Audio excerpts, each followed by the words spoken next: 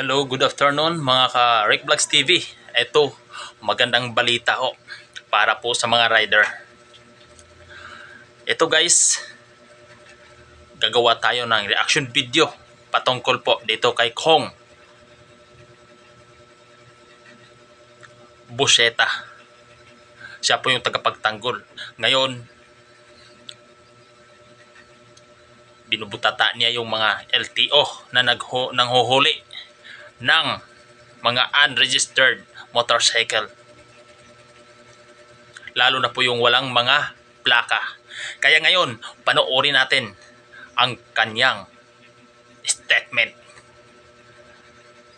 at mga sinasabi patungkol dito. At ang kanyang kausap dito ay ang LTO. Yan.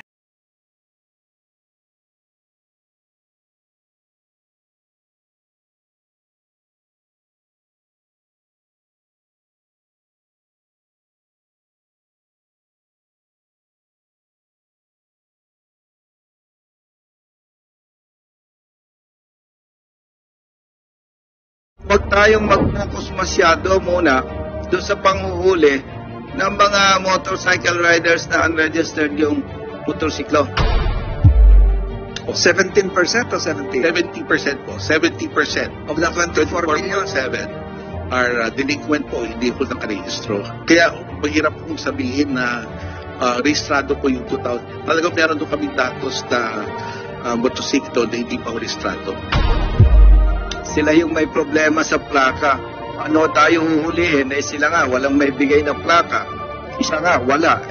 Doble pa kaya. Kalimutan na ninyo yan. Dahil sigurado, mauuna pa itong amendment na to bago makumpleto ng LTO yung plaka. Hindi nila pwedeng i-implemento. Gusto ko lang sabihin po sa riding community na number 1, wala po tayong dapat ikabahala. At makikita po ninyo, kahit talagang maraming measures na dapat i-address ng Senate, priority po ni Honorable Senator Tolentino ito, in support na rin doon sa proposed amendment ni Senator J.B. Ejercito. Kasi po, bakit hindi kayo dapat mabahala?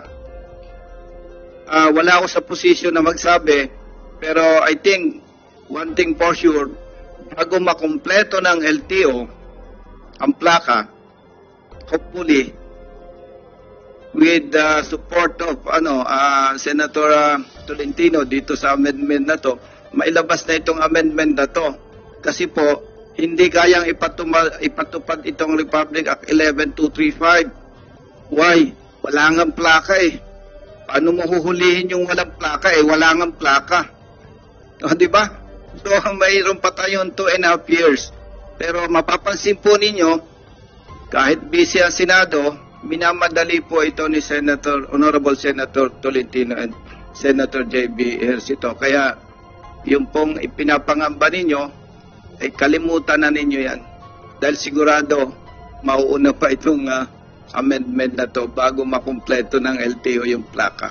Hindi nila pwedeng i-implemento. Kung possible, at least, ma-update lang yung LTO sa data doon sa mga motorcycles na nagamit sa crime. With the indulgence of Colonel Busitas, we recognize the arrival of the Chief of the LTO, Attorney Vigor Mendoza. Thank you, Attorney Mendoza, for coming. Ang dami na naming napag-usapan dito, pero yung mga tao mo naman sumagot na, i-affirm mo na lang yan. You may go ahead, Colonel Busitas. Thank you. Yes, thank you, Mr. Chair. Hindi lang naman po talaga yun ang problema eh, kung bakit maraming delinquent motor vehicles.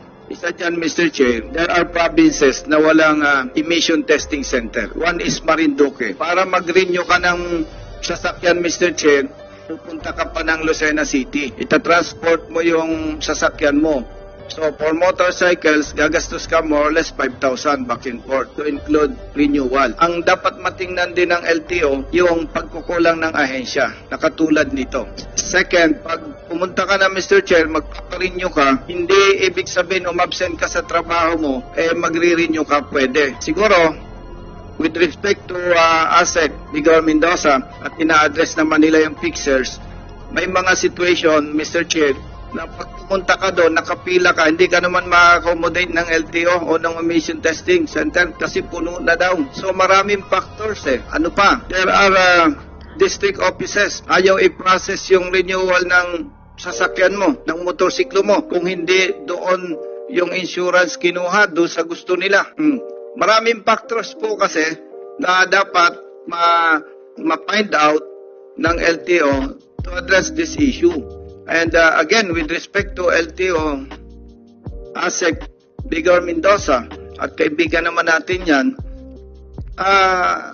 sana po, huwag tayong mag-focus masyado muna doon sa panghuhuli ng mga motorcycle riders na unregistered yung motorsiklo. Meaning, maging fair tayo. Tingnan po natin, ano ba yung lapses ng agency? Public servants po tayo I-address muna natin yung mga pagkukulang natin. Then, after that, ma-address natin yan, saka po natin higpitan ang mga ito. Maraming factors, Mr. Chair, na dapat i-address po ng LTO. Sa ngalan po ng public service. Kaibigan naman natin yan Yung datos ho namin, there is 24.7 million delinquent motor vehicles running. 70% po niyan motosiklo. 20 o 17? Ano po? 17% o 70? 70% po. 70% Of the 24 million? 24.7 are delinquent po, hindi ko nakarehistro. Kaya mahirap pong sabihin na rehistrado po yung 2,000. Talagang meron doon kaming datos na motosiklo na hindi pa ho rehistrado. Pero baka ginagamit pa ho, yun hindi ho datos. Mr. Chair, in support doon sa confusion po ng LTO chief. Mr. Chair, di po ba ang registration ng ating mga motorsiklo ngayon pag nag-renew kayo, parang ganito lang yung bond paper?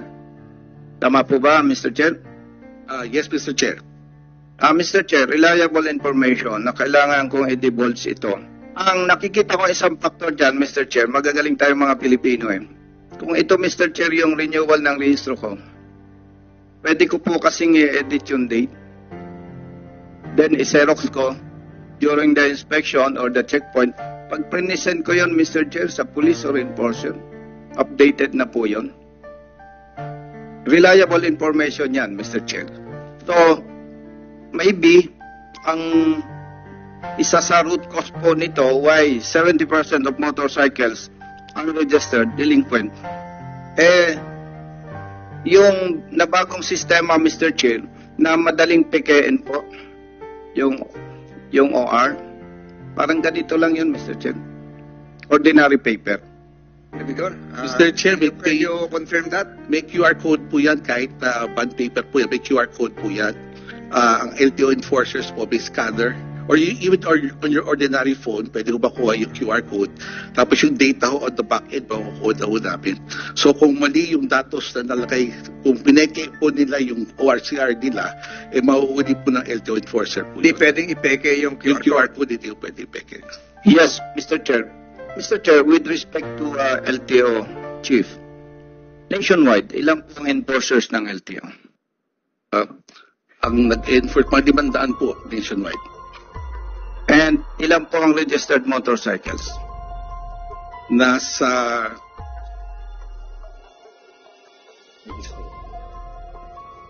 14 million, 70% of that, right?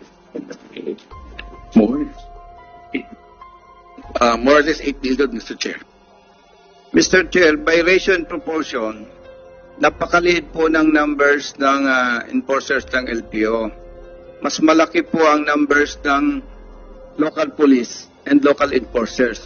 So yung pong sinasabing may scanner ang LTO, hindi po yun justification para sabihin natin hindi lulusot yung fake na OR, Mr. Chair.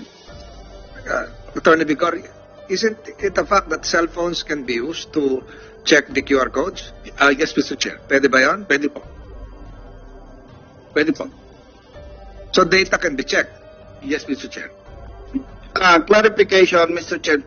Kung yung bang cellphone ko, i-scan ko, yung lalabas kong the whole information, particular yung registration.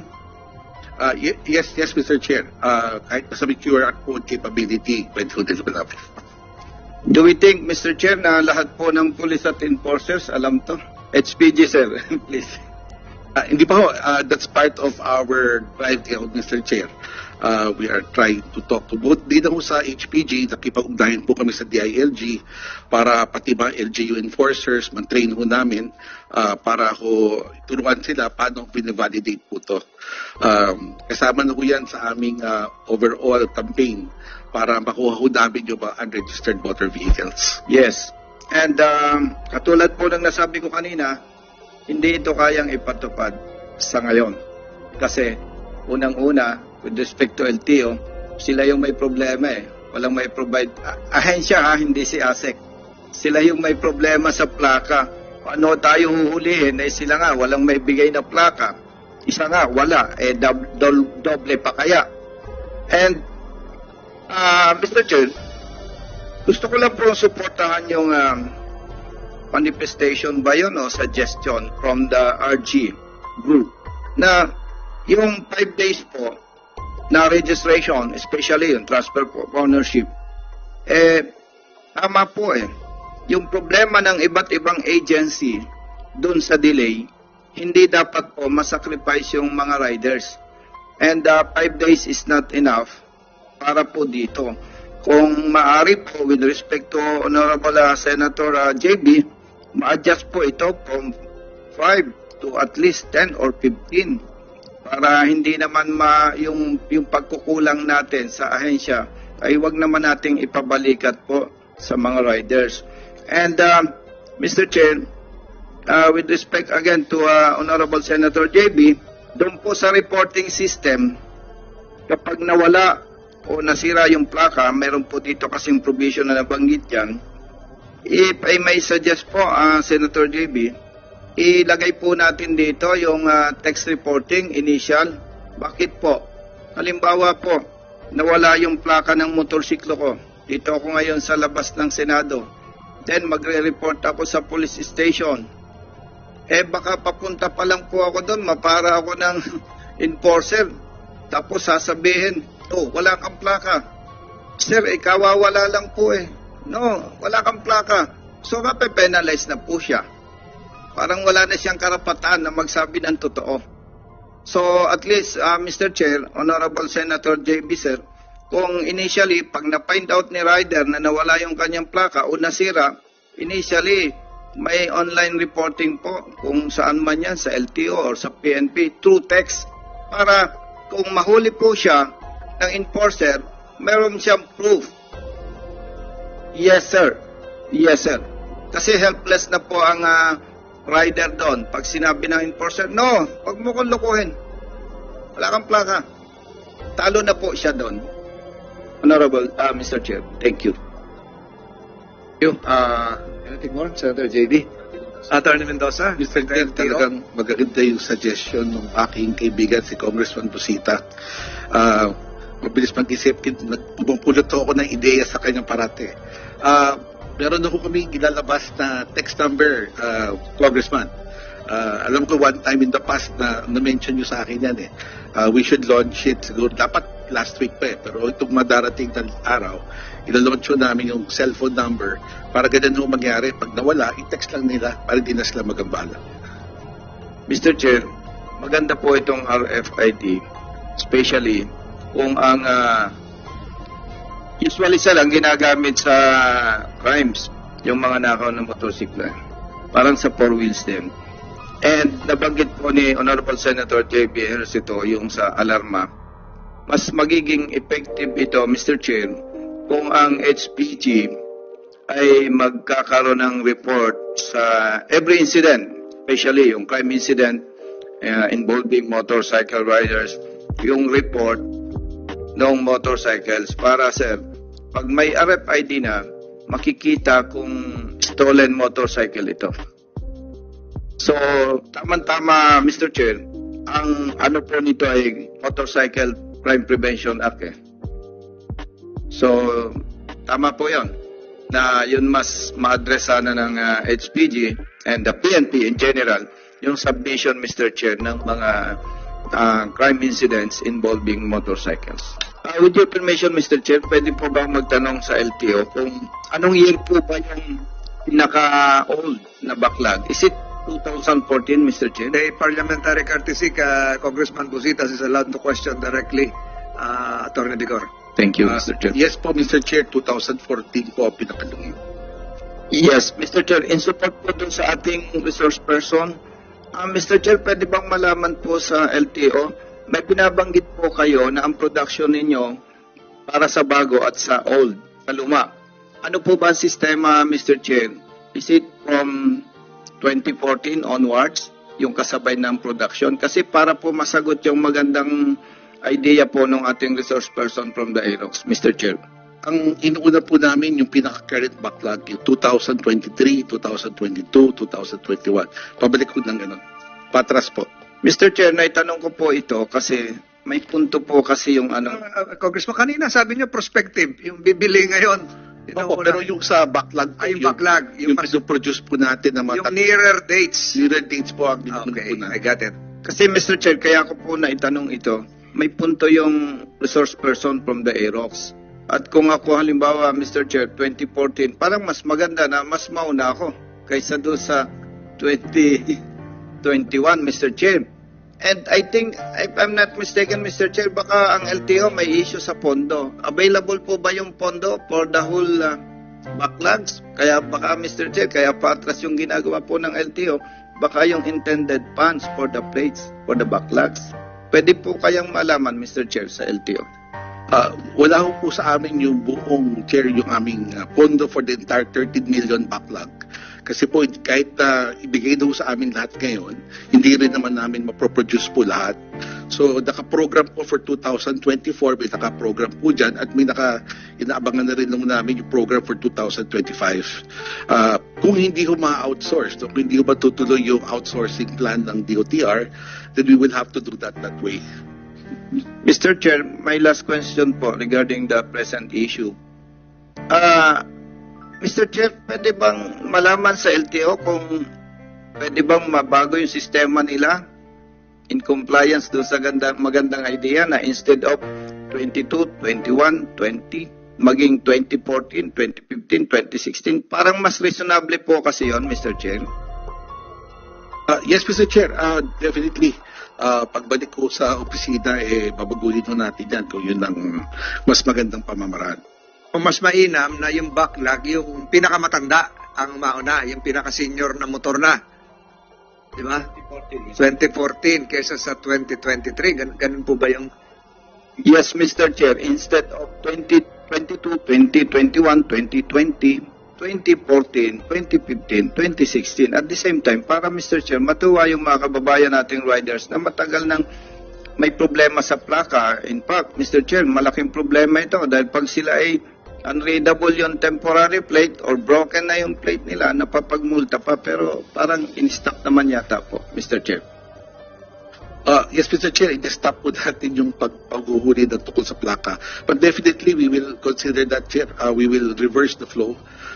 Kung yung unahin namin yung 2,000. Ang inisip lang ng LTO staff, baka mas there is a higher probability na ginagamit pa ho yung motorsiklo kung unahin namin yung mas current years as compared to the previous years. There might be a higher probability na yung 2014 motorcycles, baka hindi na ho nagagamit. But yes, we are very flexible in this. We don't mind starting with 2014.